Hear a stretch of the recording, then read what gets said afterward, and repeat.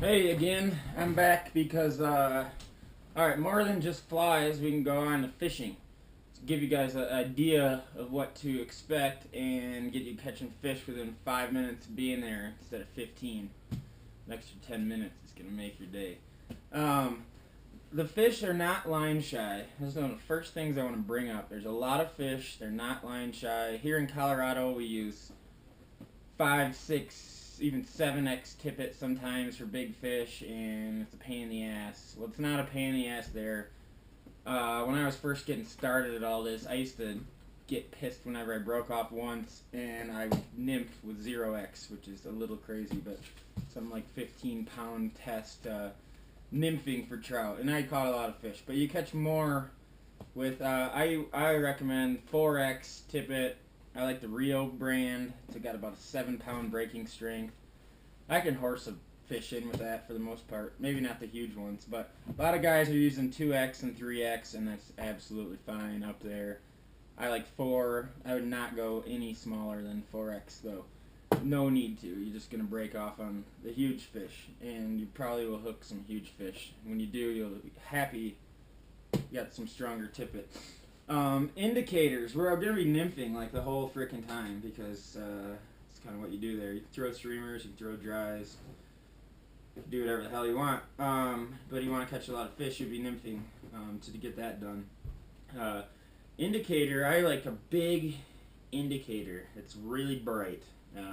See me in some of the videos using white. White was a pain in the ass. Switched to bright pink later in a larger size. The fish aren't spooky. You just want to be able to see your indicator. Make it easy on yourself. So nymphing. The biggest thing is to dead drift your offering to these fishies. The longer your dead drift, the better. The deader your dead drift. You get my drift. No pun intended. The better. Get those flies down and keep them down there in the zone. And you'll catch fish. So I'm doing whatever it takes to get a good dead drift. Since I'm not a pretty amazing caster, mender, fly fisher guy, I sacrifice tension a lot to get a good dead drift. For me, kind of right now, it's one or the other. So you'll see some of those videos. I'm doing some crazy multiple upstream stack mends, and then I got like a shit ton of line out there. Well, it all comes together for me about 20 feet later, and then I get a good 20-foot dead drift right through the pack of fish that I know are there. So you'll want to get a good dead drift, however the hell you do that, and probably can show me how to do it better. But so a good idea when you're getting there is to watch fly anglers that are tearing it up, look at their rigs, see where they're standing, see where they're casting to, basic stuff. But that will help you save time on getting on fish quick. Also, a cool thing there is to, well, another one, walk the river. When you're walking the river to cross to go fish on the other side, take note of that spot where you spooked 250 fish, and then go back and fish it half an hour later. Because those fish are going to move while you walk through, and then they're going to go right back to where they were. And in spring, they're feeding all the time. It's pretty easy, pretty fun. But this stuff will help you get on them better. Swinging at the end of your dead drift is something that we don't do a lot in Colorado. It's not as productive as it is in Wyoming, in my limited experience.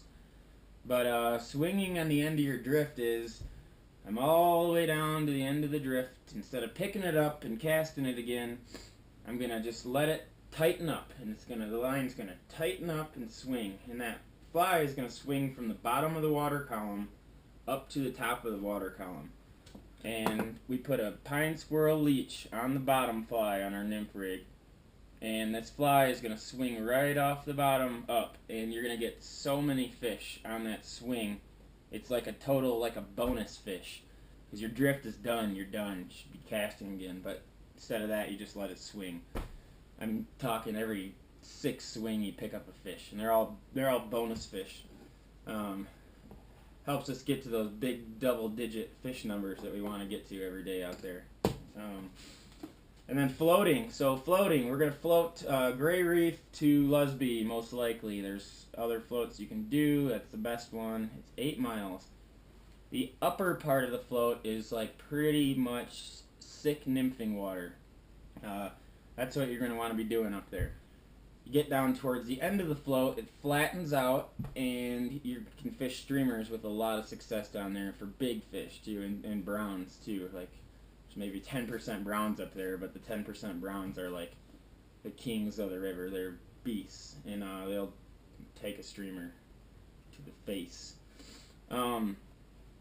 So you want to be, when we're streamer fishing towards the end, you want to slap the bank with your streamer. And this is kind of funny. I was thinking of that Hank Patterson video. The way Hank Patterson fishes a dry fly is the way we want to slap the banks with streamers fishing the lower section.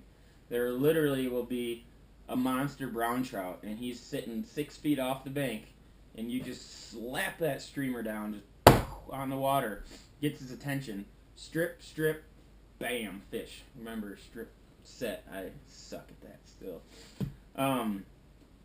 But so streamers on the end of the float, nymph rigs on the beginning part of it, in the middle, and you're guaranteed an excellent time every time you go out there. The only thing you're not guaranteed is good weather.